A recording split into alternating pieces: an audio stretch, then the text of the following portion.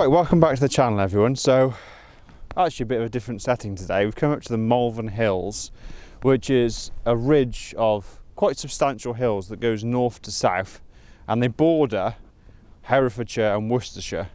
So whenever we want to come for a walk, let Susie do the panning. You've got to share this view when you can't quite see it because it's a little bit like cloudy and... Well, we're actually in a pocket of sun, aren't we? There's clouds all the way around, as you just pointed out.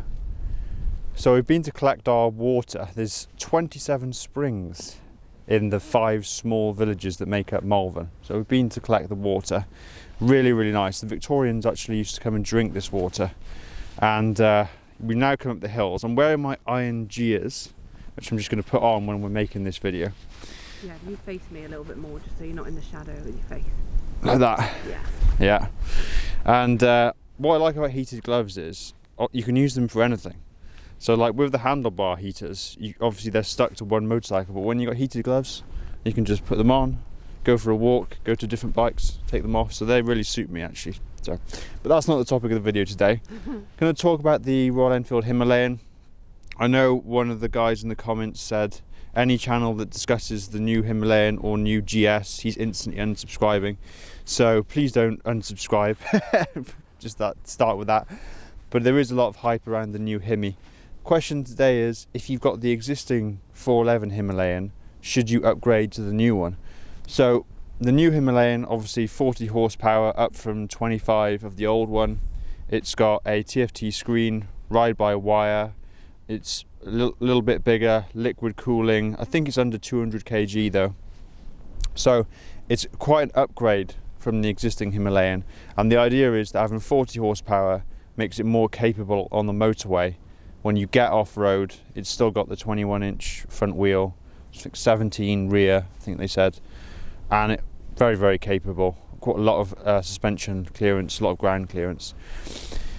The question is though, is it good enough to be an upgrade from the Himalayan 411? It's definitely better than the 411 Himalayan, but if you consider the new bike is priced at £5,700 for the base model, if you want the tubeless tyres, some of the other upgrades, you're at £6,300. You're probably going to want those tyres if you're taking the bike off-road or if you're going on a long stint in Europe. Obviously you want to be able to just do a roadside repair. Or round bends in Worcester where it's slippy. Well, yeah, I mean, I didn't have a puncture, I just fell off. But there you go. A good point. I meant the knobbly tyres. Yeah, don't listen to me about riding tips because yeah, we've proved that in the last week. But yeah, so the question is, should you upgrade? Now, the problem is that when a new model comes out, it depresses the price of the existing model, and people have been able to get a new version of the 411 Himalayan for £4,000. That's the kind of deals that are out there. So it's £4,000 for a brand new bike, as capable as the old Himalayan was. So therefore, if you're going to part X your old bike in against a new Himi, it's going to be around about £2,000 if you're lucky. I would say some dealers, if they've got a lot of stock they can't shift over winter, you're going to be looking at 1,500 quid as your trade-in value. Therefore, you're going to have to invest, let's say conservatively, £4,000 to get the new Himalayan. I don't actually think that the new bike is worth that much investment, or certainly we don't actually know how good the Himalayan is until it gets in the hands of kind of Joe Blogs reviewer on YouTube, not the sort of big, more corporate entities. And we need the Himalayan 452 to be in the hands of owners so we can get some feedback on what are the pros and cons of the new bike. At the moment, it's being billed as basically the new messiah of small capacity adventure motorcycling. Is that accurate, or is it a bike that's just had a huge marketing hype behind it, getting it to launch? I can tell that people are very positive behind the new Himalayan because, for example, I read the entire article in MCM and they didn't mention the fact that they haven't fitted the new Himi with cruise control, which is weird, isn't it? Because that bike, you're meant to be doing long miles on the motorway. That's what the extra power is for, to enable you to get to the destination to do some trails and off-road, and then you haven't got cruise control, which really I think a bike of sort of like over £6,000, cruise control is starting to creep into standard equipment for that level of price point, that kind of small adventurer. That's a bit of a bugbear for me. I think there are other options available with the cruise for not much more money.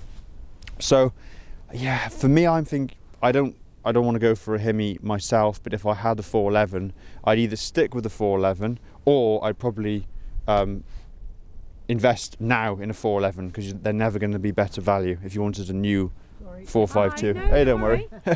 If you wanted a new a feature, not a bug.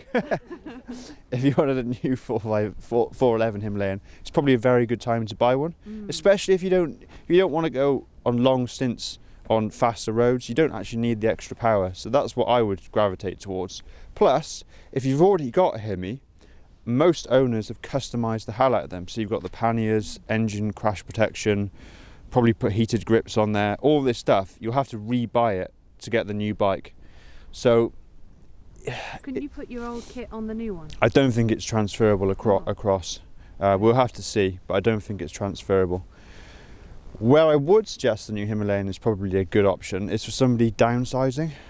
So if you, for example, maybe you've got a Triumph Tiger 1200, maybe you're getting a bit older, it's a big, heavy 250 kilo bike, that's without the luggage. When you pile this thing up, remember the Africa Twin that we had?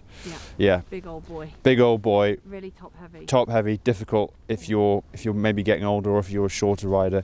If you're down... difficult anyway, unless you're Mr. Olympia, and even he's not going to be mobile. I found it really difficult, let's put it like that, and I'm average height. Yeah, mid-30s guy.